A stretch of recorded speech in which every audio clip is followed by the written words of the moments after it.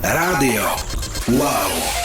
A je o 3:45 ladíte frekvencie Rádia Wow a oproti mne sedí najväčší hrdina mojej mladosti Steven Seagal. Víš, Kony, ty jsi by asi nepochopila nikdy tuhle štvrť. On chce umřít tady.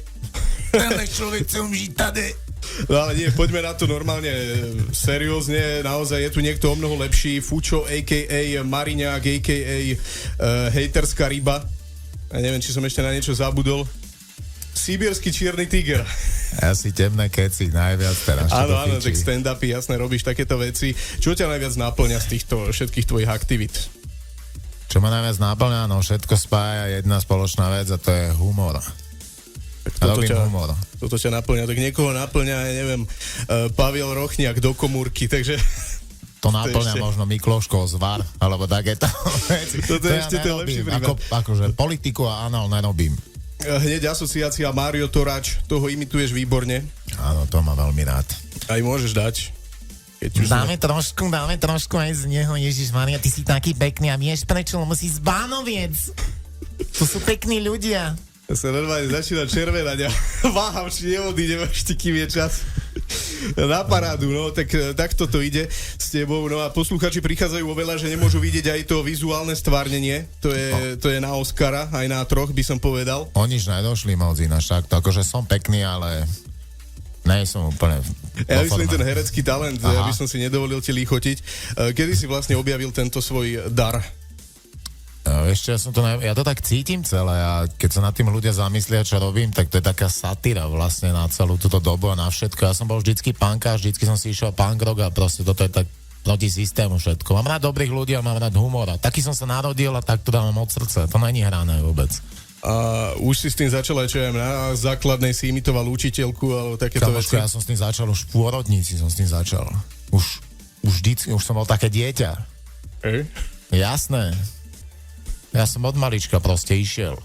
Ja v tomto vidím aj asociáciu so mnou. Ja som napodobňoval nie že len učiteľku, ale ešte aj súdružku, šéfku v predchádzajúcom zamestnaní. To je aj vlastne dôvod, prečo tam už nerobím. Alebo priklepovú vrtačku som vedel napodobniť.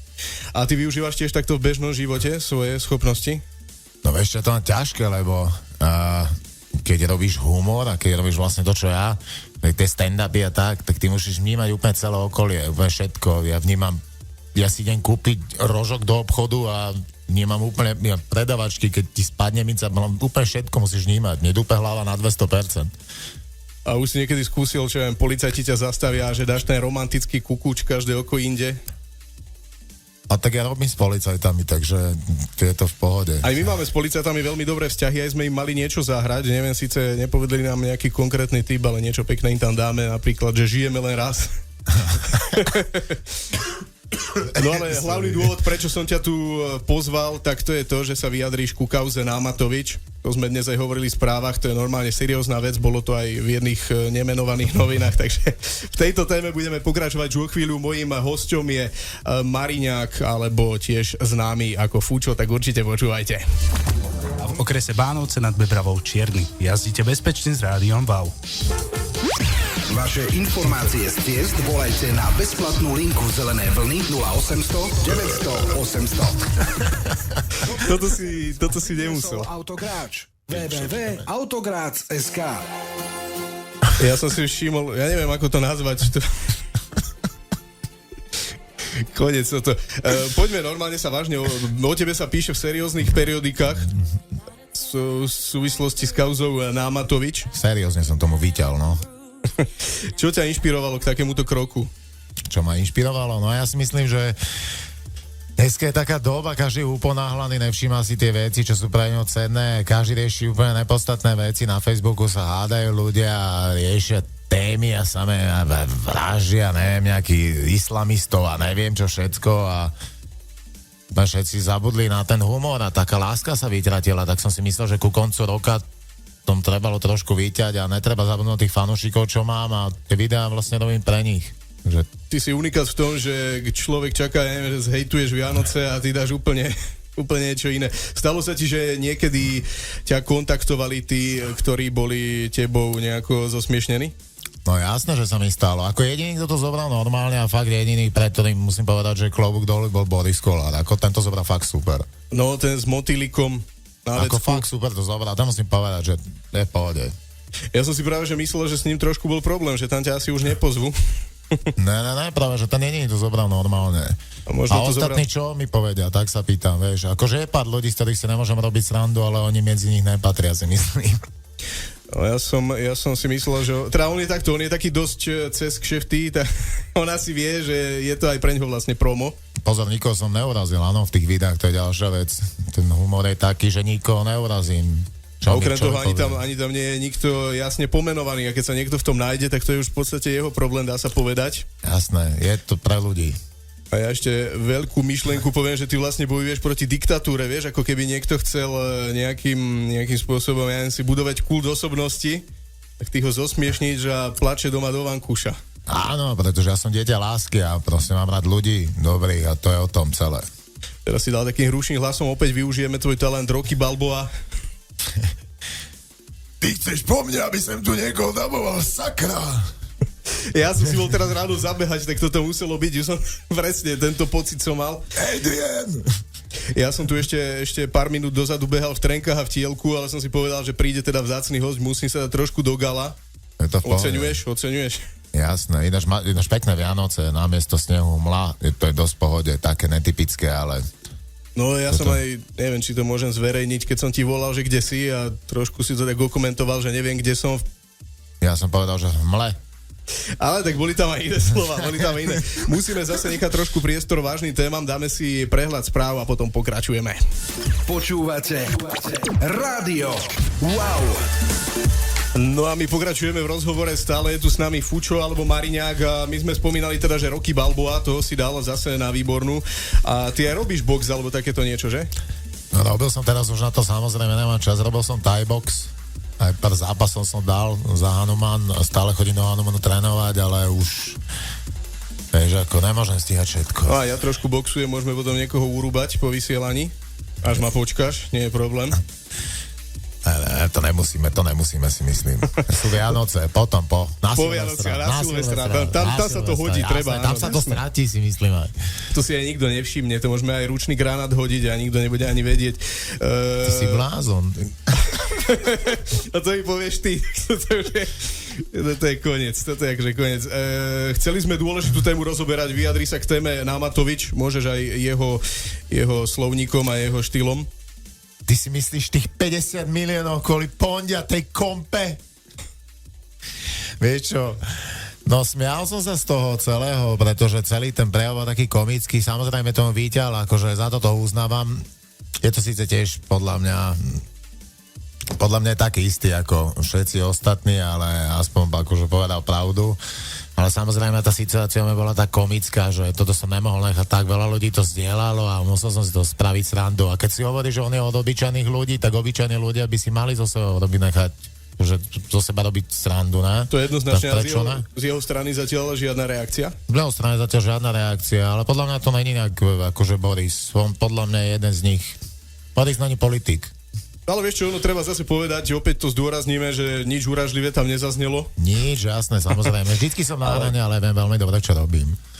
Ale ty v podstate v priebehu, ja neviem, ako dlho si začal takéto veci rôzne robiť videá? Rok, 2? Sú to? No to bolo také, no, a to bola taká náhoda ináč, už podľa mňa to budú 2012 som tomu vyťal, alebo 13. Ja sám ináč neviem. No vtedy si začal s tým čiernym... Ja sa ťa pýtam, aké je dátum dneska, ne? Tak jak mám vedieť, keď som začal s videami. Zajtra je štedrý deň, stále o tom hovoríme, aj ty všetkým praješ krásne sviatky a lásku pripomínaš. No, strašne si to užite ináč. A akože kašľať na darčeky, máte sa rádi ľudia, buďte spolu hlavne. Si to užite, lebo pozrite, čo sa deje vonku a zajtra tu niekto napríklad musí byť, alebo tak. To som nemyslel, že ty chce niečo naznačiť, ale tak, ten čas je vzácny s tými blízkymi, musíme si ho ceniť. Ale z tvojich úst to trošku znie ako výhrážka. Zajtra tu niekto z vás nemusí byť. Nemusí, ne, to som zle povedal, ale však hlavu mám vybuchaný ako automaty v Rimavskej Sobote, kamaráde. Potom včerajšku v Trenčine, čo som popredvádzal. Dokoľko ste tam boli?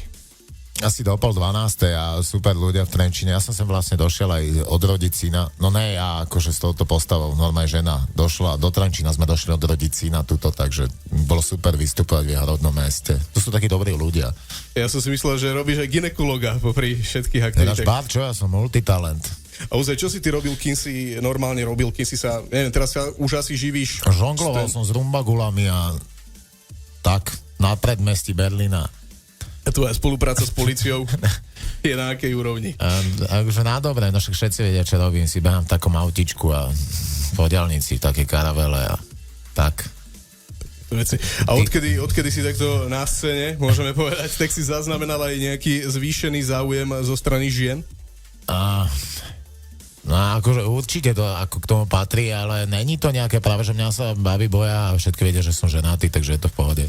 No veď to som tam chcel tiež ešte podotknúť, že kým si nebol samozrejme ženatý, to je jasná vec. A vieš čo, my sme tu mali takúto babu, ohodnoť ty ako profesionál.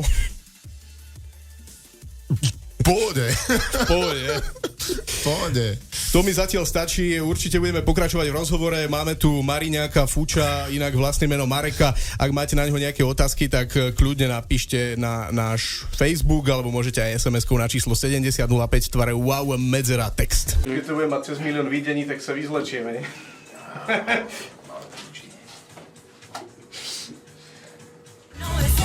Štúdiu Rádio Wow máme naozaj rôznych ľudí. Je tu aj známy Tatranec Igor Kubáni, alebo Ksela. Ty vieš asi Jožo je to. Jožko. Známy slovenský komik Marek Fučo, prezývaný Mariňák, opäť parodoval. A to slovenských politikov. Teraz osmiešnil Igora Matoviča a zameral sa na kauzu kompa.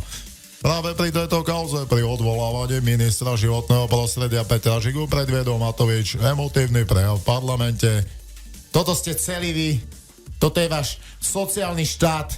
Ukradnúť na jednej posratej kompe 50 miliónov. To slovo si tam nemusel dať, ale budeme sa tváriť, že sme to nepočuli. Ty si povedal, že ale je to citácia, v pohode. Koho ty ešte dávaš? Chlapcov z kebabu? To je ešte taká tvoja špecialitka. Toto sa akože silné, že dávam chlapcov z kebabu. Si zle povedal. Takže koho ty ešte, teraz som ti povedal, že mám ženu a decko a teraz mi hneď na to mi povieš, že koho ešte dávaš chlapcov z kebabu. Neviem, jak si to mám vysvetliť. Akože. Tak vieš, ako niekto to má iba ako takú zástierku, ale tak... Akože zástierku, že má ženu, decku a popri tom si odbehne na chlapcov z kebabu. To je dosť. Tak je to dosť. To je dosť aj na mňa, kamoško. A to som hovado, dosť veľké. Ja som sa veľa stradil, čo som chcel. Ty dokážeš každú blbosť, čo zažiješ, dokážeš spríhodovať. No jasné. Daj niečo aj teraz z Trenčína. Čo sa tam dialo? Čo sa tam dialo?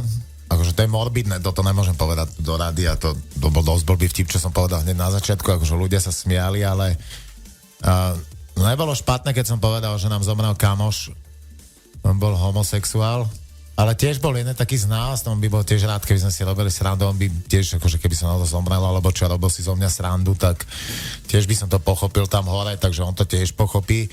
On bol síce teplý, ale čo bolo na to najhoršie, že keď sa ma na tom pohrabe niekto spýtal, že či mu idem na kár, tak to som bol zarazený, hovorím, to si celý život želal, aby som mu išiel teplému na kár. Aj jeho si napodobňoval? Jasné. Tak môžeš. Ja to ocením určite. Jo, ne, to nemusíme, akože vážne, už som tomu dosť víťal z toho, že som musel ísť na kár môjmu homosexuálnemu kamošovi, nebohému. To je dosť, si myslím, a musím ho ešte napodobňovať do toho. Ale ty ináč, ten hlas dokážeš meniť naozaj do rôznych polôch. To, aj si to musíš nacvičovať, alebo to ide tak nejako samé? Ne, vieš čo na tom, ne, že najhoršie, najviac, čo si to pýta tú daň, tú imitatorskú, že ja to, keď to napodobňujeme na tých vystúpeniach, tak ty to človeka musíš vnímať, ty sa do neho musíš prevteliť úplne.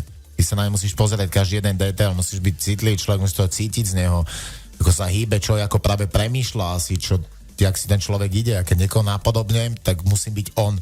A keď napodobní denne 10 ľudí, tak si asi vieš predstaviť, ak sa zaraďujem potom normálne do života. No však toto je u teba taký naozaj klenot, že ty dáš toho človeka celú ako osobnosť. Ja sa hovorím dáš, ale myslím to dobre. Všetko si pýta svoju daň, ale... No, že ty nie si iba imitátor, že nedáš iba ten hlas, ale aj tú vizuálnu stránku Segala. To keď som videl, Rocky Balboa to isté, Mario Toráč. Bart, čo si idem, akože to ešte málo, ja som si, že mám Majku, Žbírku, Sagana, Ocikova, akože... No ináč o Žbírku tu máme zhodu okolností v playliste aj pesničku, tak môžeš niečo dať od neho, že najkrajšia si, keď si češeš vlasy, my sme obidvaja takí. Akože nie, ja si myslím, že najlepšie bude, keď príde Marta. Tu by bolo najlepšie vystupovať v Londýne a nebyť len tvrdý, ale aj mäkký na tie sviatky. A Martu by si v rámci balenia dokázal dať dole? Pesťou na bradu a leží nám pri nohách. Akože ne. Iná ženu som v živote neudrel. Raz som vyšticoval narkomanku, čo mi chcela ukradnúť peňaženku, ale nič som nespravil, iba som jej zobral vlasy. Bolo celé. Z tohto si ľudia verte príklad a opäť prizvukujeme, je tu Mariňák a.k.a. Fučo, takže otázky na ňo môžete smerovať aj na našu fanpage na Facebooku. V Rádiu Wow stále výborná vianočná atmosféra, máme tu aj Peťka Sagana, ktorý vám chce dať také vianočné posolstvo lásky.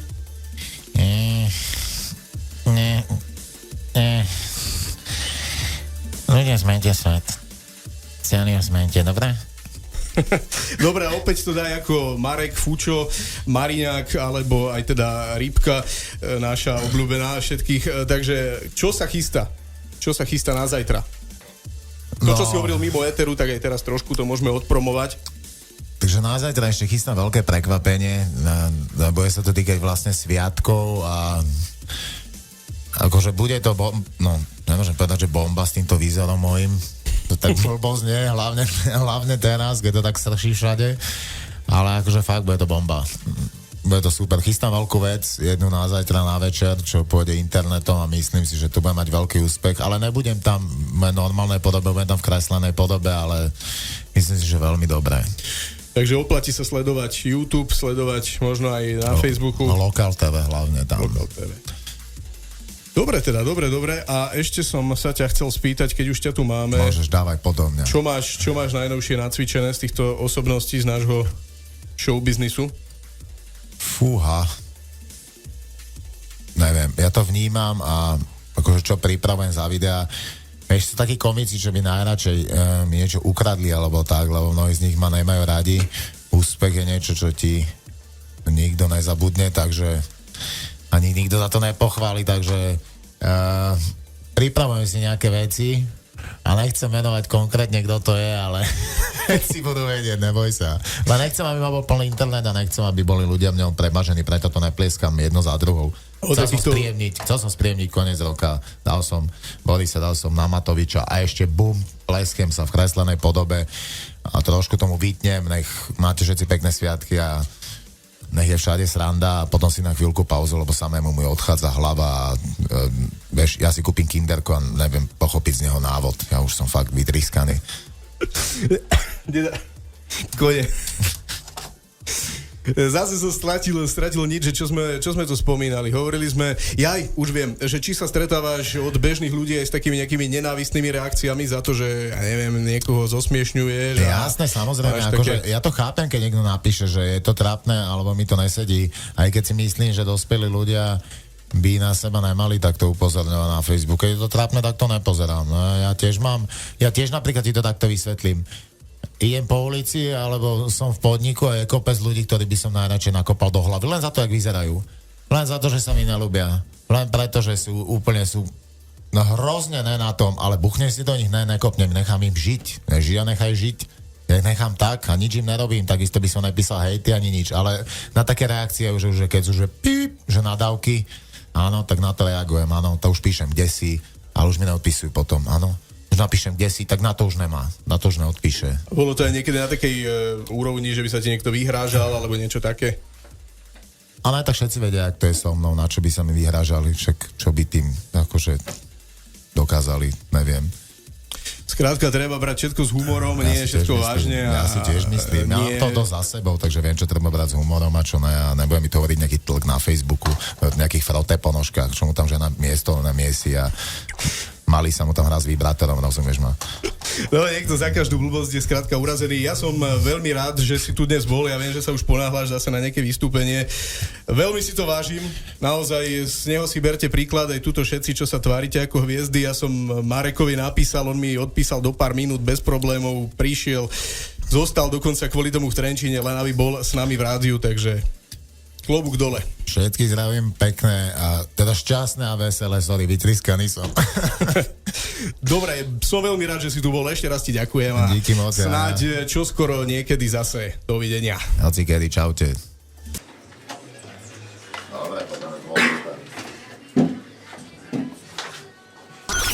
Rádio Wow.